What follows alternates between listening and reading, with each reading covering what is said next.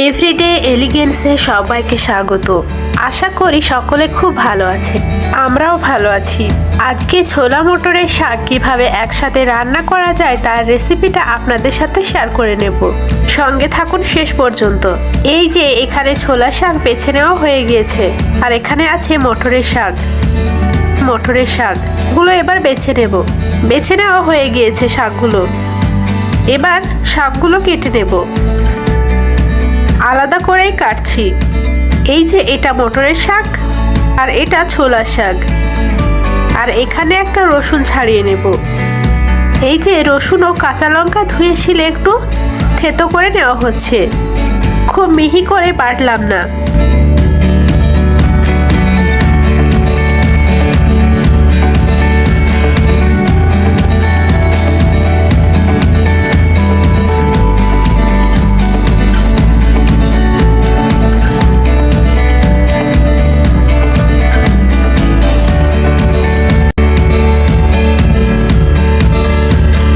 ওভেনে কড়াই চাপিয়ে সর্ষের তেল নিয়ে নিলাম।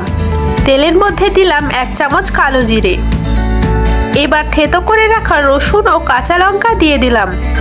এগুলোকে একটু ভেজে নিয়ে দিয়ে দিচ্ছি প্রথমে মটরের শাক, ওর মধ্যে ছোলা শাকগুলিও ঢেলে দিলাম।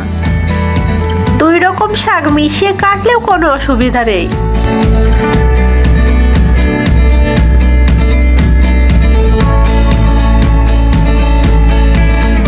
এবার স্বাদ মতো লবণ ও হলুদ গুঁড়ো দিয়ে দিলাম। এখন এটা নেড়েচেড়ে ভালো করে মিশিয়ে রান্না করব।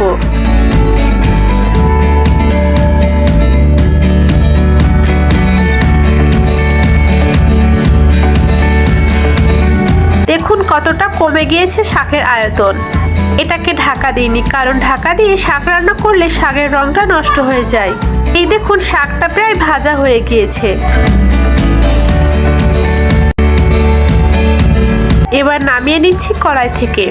তাহলে রেডি হয়ে গেল ছোলা ও মটরের শাক ভাজা।